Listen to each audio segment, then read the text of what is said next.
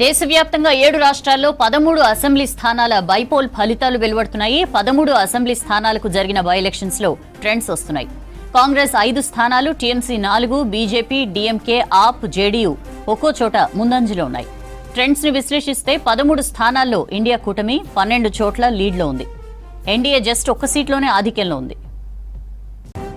హిమాచల్లోని 2 స్థానాల్లో అధికార పార్టీ కాంగ్రెస్ ముందంజలో ఉంది. జెహ్రా, నాలగఢ్ ఫలితాల్లో లీడ్లో ఉంది.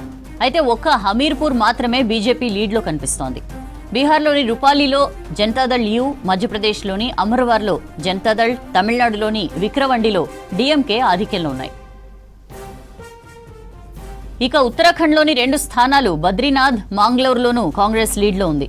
మరోవైపు వెస్ట్ బెంగాల్లోని 4 సీట్లు రాయ్గంజ్, రాఘాట్ దక్షిణ్, బాగాద్, మనిక్టాలాలో తృణమూల్ కాంగ్రెస్ ఆధిక్యంలో ఉంది. పంజాబ్లోని జలంధర్ వెస్ట్లో ఆమ్ ఆద్మీ లీడ్లో కొనసాగుతోంది.